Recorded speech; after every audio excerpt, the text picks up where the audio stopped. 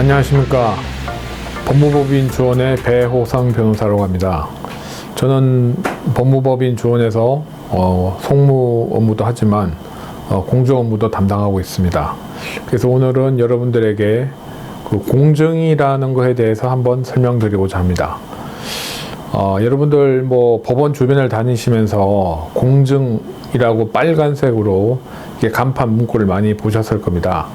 그 공정의 의미는 그 법률적, 사실적 어떤 관계를 공적으로 확인한다, 공적으로 증명한다, 이런 의미를 가지고 있습니다. 근데 보통 저희들이 이제 일반인들이 공정제도를 이용하는 여러 유형이 있는데, 오늘은 그 중에서도 그 금전소비대차 공정과 약소보험 공정의 필요성 또는 효용성에 대해서 한번 설명을 드리겠습니다. 예를 들어서 뭐 개인과 개인 사이에 돈을 빌려주고 받는 금전 이제 차용 대여 관계, 그런 소비대차라고 하는데요. 그런 관계가 있다든지, 아니면 어떤 물건을 거래처에 납품을 해서 돈을 받아야 되는 관계가 있을 때, 보통 이제 돈을 받아야 되는 채권자 입장에서 이제 채무자가 돈을 갚지 않으면 이제 그동안 통상적으로 많이 해왔던 것이 법원에 이제 소송을 제기하는 겁니다. 소송을 제기해서 뭐 소장을 써서 제출하고 상대방이 답변하면 또 반박을 하고 재판을 해가지고 판결을 받으면, 뭐 증거관계가 명확하면 채권자가 승소 판결 받는 데는 문제는 없을 겁니다. 하지만 법원에 소를 제기해서 그 판결을 받는 데까지는 시간이 많이 걸립니다. 뭐 최소한 6개월 정도는 보셔야 됩니다. 근데 그동안에 또 뭐 채무자가 뭐 도망을 가버린다든지 재산을 빼돌린다 그러면 나중에 소송에서 이기더라도 판결은 받았지만 집행을 못하고 돈을 결국에는 회수하지 못하는 이런 문제가 있습니다. 또 어떤 사례를 말씀드리자면, 예컨대 뭐 어떤 회사에 있는 직원이 회사 돈을 횡령을 했어요. 뒤늦게 발견했더니 금액이 많이 큽니다. 그러면 이제 뭐 형사 고발을 할 수도 있고, 또 직원 재산에 뭐 감유를 할 수도 있고, 또 판결을 받아서 직원을 상대로 또 뭐 손해배상 소송을 청구해서 판결을 받을 수도 있죠. 마찬가지로 시간이 많이 소요됩니다.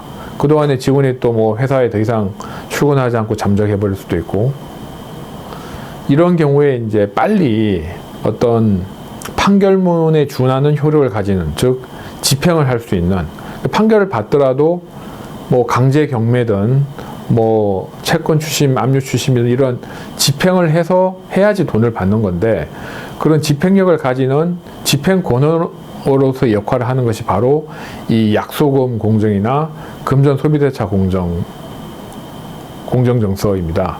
그래서 이런 공정은 양 당사자가 합의하면 뭐 바로 다음날, 바로 오늘이라도 공정사무소 가서 공정을 할 수가 있고, 또 비용 면에 있어서도 약소금 공정의 경우에는 일반 소송에 비해서는 거의 한 절반 정도, 일반 소송을 예컨대 뭐 1억 원 정도 법원에 이제 청구하는 소송을 제기하면 그 법원의 인지대 또 송달료 이런 걸 내립니다.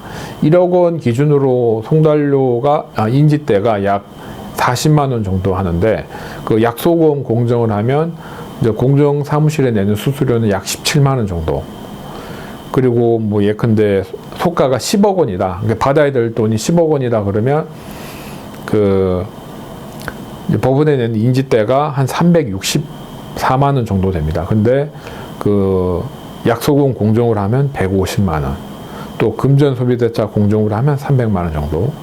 이렇게 이제 비교적 저렴한 비용으로 신속하게 자신이 원하는 집행 권한을 얻을 수 있는 것이 바로 이 약소금 공정, 금전소비대차 공정 제도입니다. 그래서 이런 부분들을 이제 평소에 좀 알고 계셨다가 어떤 이제 공정을 받아야 되는 상황이 생겼다.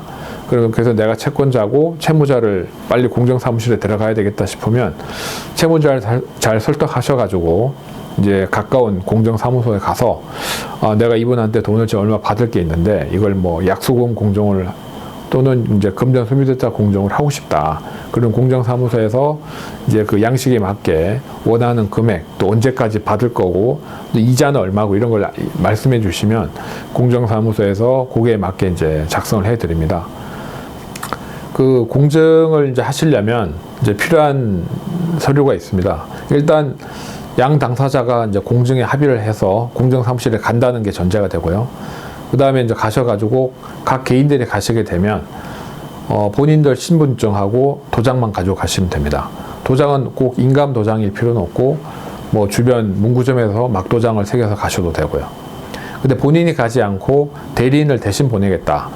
그러면 본인의 인감 도장, 본인의 신분증, 본인의 인감 증명서가 필요하고 위임장이 필요합니다. 위임장에는 이제 누구 그 대리인 수임받은 대리인 누구에게 나를 대리하여 이런 공정 업무를 할 수 있는 권한을 부여한다라는 문구를 기재하시고 이제 본인이 직접 서명하시고 인감 도장을 날인하셔야 됩니다. 그리고 대리인은 대리인의 그 개인 신분증과 도장이 필요합니다. 이런 정도로 이제 준비하셔가지고 공정사무실을 방문하시면 이제 그 아까 말씀드린 약소금 공정이나 금전소비대차 공정을 받을 수가 있습니다. 그럼 약소금 공정과 금전소비대차 공정은 어떤 차이가 있느냐? 그 판결문, 법원에서 판결을 받으면 그 판결문의 효력은 10년이 입니다. 그래서 10년 동안 그 판결을 가지고 뭐 집행문을 받아서 집행을 할 수가 있는데 약소금은 어음이기 때문에 그 소멸시효가 3년입니다. 그런데 이제 금전소비대차 공정은 소멸시효 기간이 10년입니다. 그래서 이 3년과 10년의 기간 차이가 있기 때문에 수수료에서도 이제 약소금이 조금 저렴하고 금전소비대차 공정이 그 이 판결 받는 그 인지대와 유사한 수준으로 이제 수수료가 책정이 되고요. 이렇게 공정을 받으신 다음에 이제 채무자가 약속한 기일까지 돈을 지급하지 않는다. 그때는 이 공정사무소 가셔가지고 채무자 재산을 조회하기 위한 또는 뭐 채무자 재산의 강제 집행을 하기 위한 집행문 부여를 신청하시면 공정사무소에서 이제 집행문을 부여합니다.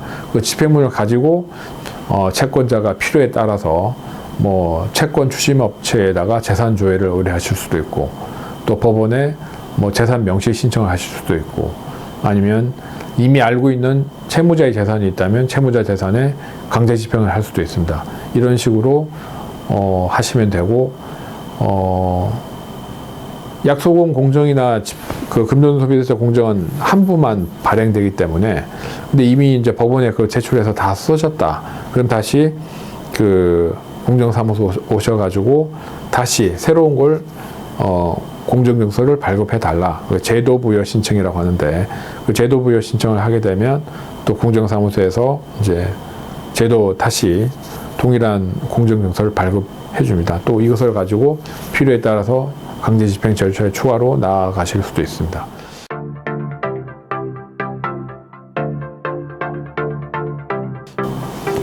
네, 여러분 또 오늘 공정에 대해서 간단하게 살펴보았는데 제가 말씀드린 사항들을 잘 숙지하셨다가 나중에 또 적절히 활용하시고 또 다음에는 또 새로운 정보로 인사드리겠습니다. 감사합니다.